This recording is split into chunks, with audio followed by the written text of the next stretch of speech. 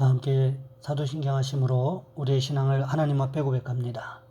나는 전능하신 아버지 하나님, 천지의 창조주를 믿습니다. 나는 그의 유일하신 아들 우리 주 예수 그리스도를 믿습니다.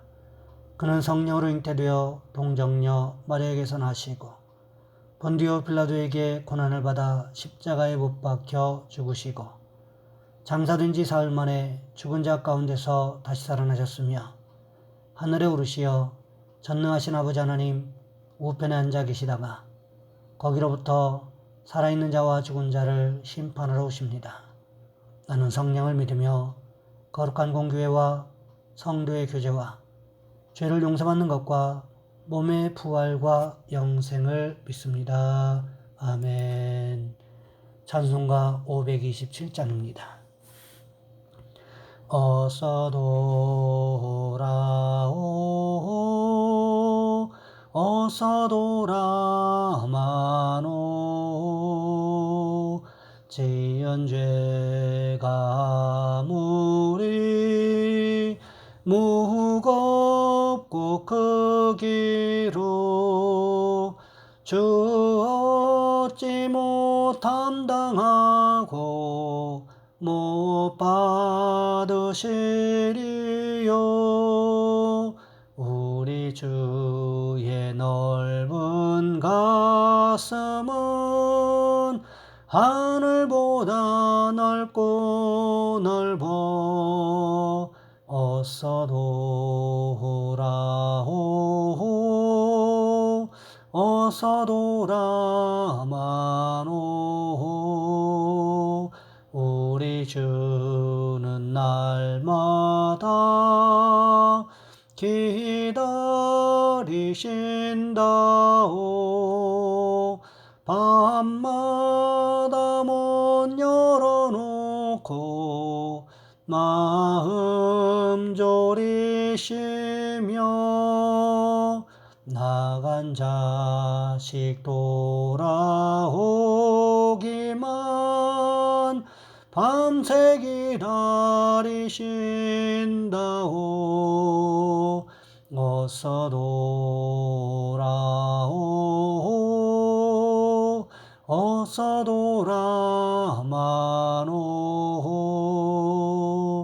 채찍 맞아 아파도 주님의 손으로 때리시고 어루만져 위로해 주시는 우리 주의 넓은 품으로 어서 돌아오소.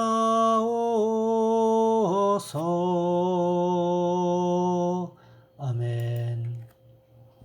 오늘 말씀 요한복음 13장에서 보겠습니다. 요한복음 13장 12절로 20절까지 말씀입니다. 제가 가진 성경은 신약성경 170쪽에 있습니다. 제가 봉독해 드립니다.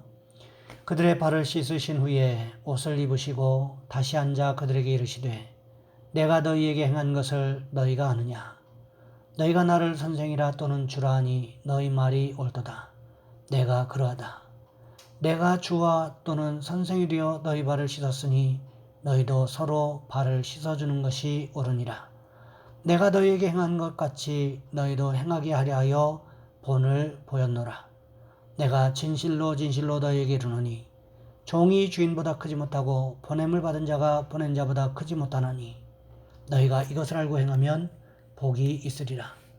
내가 너희 모두를 가리켜 말한 것이 아니니라. 나는 내가 택한 자들이 누구인지 알미라. 그러나 내 떡을 먹는 자가 내게 발꿈치를 들었다 한 성경을 응하게 하려는 것이니라. 지금부터 일이 일어나기 전에 미리 너희에게 일러둠은 일이 일어날 때에 내가 그인 줄 너희가 믿게 하려 함이로라.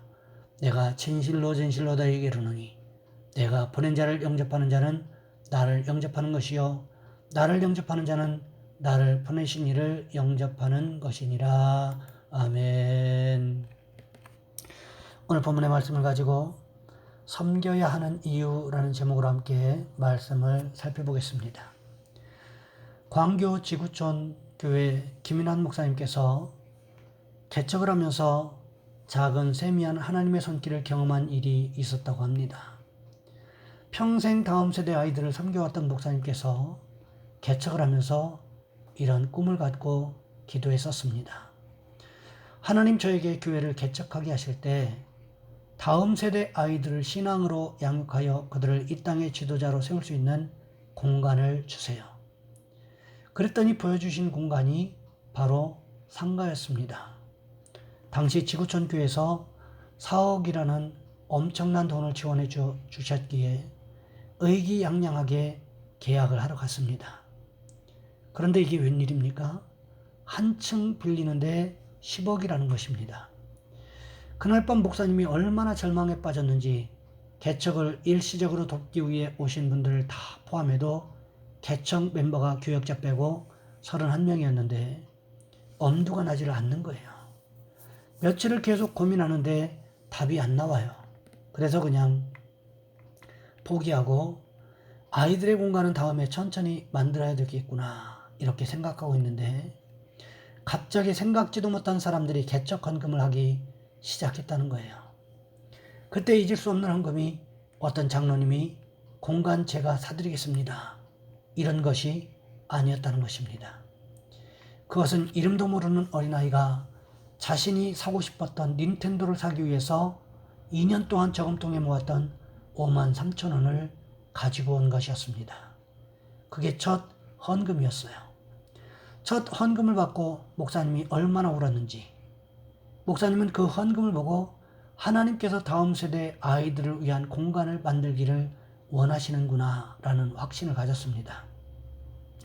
임대 계약도 계약이었지만 인테리어 비용도 한 푼 없는 상황에서 오직 그 아이들을 통해서 보여주신 하나님의 사인을 믿음으로 바라보며 공간을 얻고 교회를 시작한 것입니다. 이후 작은 아이들을 통한 하나님의 일하심은 계속되었습니다. 학교 임원에 당선이 되어서 씨앗 헌금으로 10만 원을 가져온 아이, 자신이 사고 싶었던 신발을 사지 않고 헌금을 가져온 아이, 얼마 전에는 중학교 1학년짜리 아이가 무려 18만 원을 헌금하면서 헌금 봉투에 이런 글을 썼습니다. 씨앗 헌금. 학원에서 받은 장학금 전액을 교회에 씨앗 헌금으로 드립니다.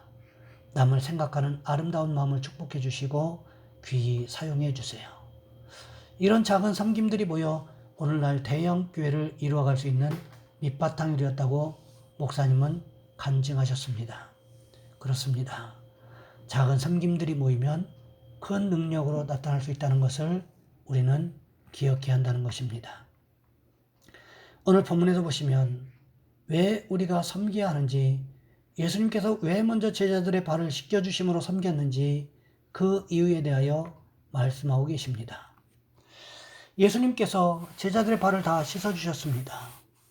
제자들의 발을 씻어주시기 위해서 벗어놓으셨던 겉옷을 다시금 입으시고는 주님의 자리에 다시 앉으셨습니다. 제자들 모두가 주님께서 어떤 말씀을 하실까 기다리고 있었습니다. 그때 우리 주님께서 입을 열어 제자들에게 말씀하셨습니다. 오늘 본문 12절부터 15절까지 말씀은 이렇게 기록하고 있습니다. 그들의 발을 씻으신 후에 옷을 입으시고 다시 앉아 그들에게 이르시되 내가 너희에게 행한 것을 너희가 아느냐? 너희가 나를 선생이라 또는 주라 하니 너희 말이 옳도다. 내가 그러하다. 내가 주와 또는 선생이 되어 너희 발을 씻었으니 너희도 서로 발을 씻어주는 것이 옳으니라.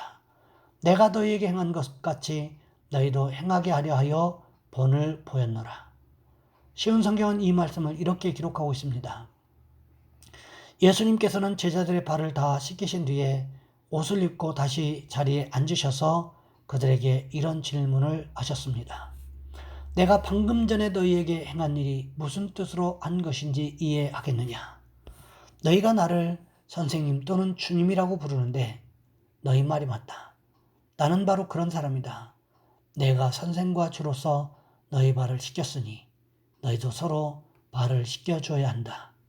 내가 너희에게 행한 그대로 너희도 행하게 하기 위해 내가 본을 보여준 것이다. 여러분 사실 가만히 생각해 보시기 바랍니다. 내 발이라면 내가 알아서 씻으면 됩니다. 그런데 남의 냄새나는 발을 씻겨야 한다고 한다면 누가 쉽사리 나설 수가 있겠습니까?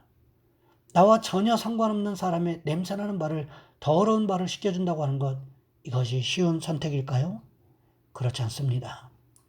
우리도 다른 사람이 내 발을 씻겨주는 것 어렵지만 그래도 받아들일 수는 있습니다. 하지만 내가 먼저 다른 사람의 냄새나는 발을 씻어줘야 한다면 그것처럼 하기 싫은 일이 어디에 있겠습니까? 하지만 이것이 억지로 해야 되는 일이라고 한다면 쉽게 할 수 있겠습니까? 만일 예수님께서 베드로를 지목해서 부르시고는 대야에 물을 떠오라고 씻기신 후에 다른 사람들의 발을 씻어주라고 하셨다면 어떤 일이 벌어졌을까요? 아마 베드로가 마지못해 했을 것입니다. 하지만 그 후에 어떤 일이 벌어졌을까요? 베드로가 억울해서 견디지 못해 했을지도 모를 일입니다. 왜 하필 나냐고. 왜 예수님의 수제자인 내가 이런 일을 해야 되느냐고. 그러면서 예수님께 불평을 늘어놓았을지도 모를 일입니다. 하지만 어떻습니까? 우리 주님께서 먼저 모범을 보이셨습니다. 왜 그러셨을까요? 무엇이든지 선생된 사람이 먼저 모범을 보이면 그 다음 사람이 따라오는 것은 어렵지 않습니다. 하지만 선생된 사람이 말로만 모든 일을 처리하려고 한다면 무슨 일이 벌어질까요? 그 모임은 머지않아 흩어지게 되고 말 것입니다. 가만히 한번 생각해 보시기 바랍니다. 왜 주님께서 유월절 전에 행하셨던 이 세족식이 지금까지 전해 내려오고 교회에서 그리고 소그룹 모임에서 세족식이 행해지고 있는 것일까요? 그것은 우리 주님께서 먼저 모범을 보이셨기 때문에 그렇다는 것입니다. 섬김은 바로 이런 것입니다. 섬김은 내가 주님께로부터 먼저 받았기 때문에 나누어 줄 수 있는 것입니다. 내가 받은 것이 없는데, 내가 경험한 것이 없는데 무엇을 나누어 줄 수가 있겠습니까? 사랑도 마찬가지입니다. 어렸을 적에 부모님으로부터, 이웃들로부터 사랑과 격려를 많이 받아본 아이들은 남에게 사랑과 격려를 나누어 줄 줄 압니다.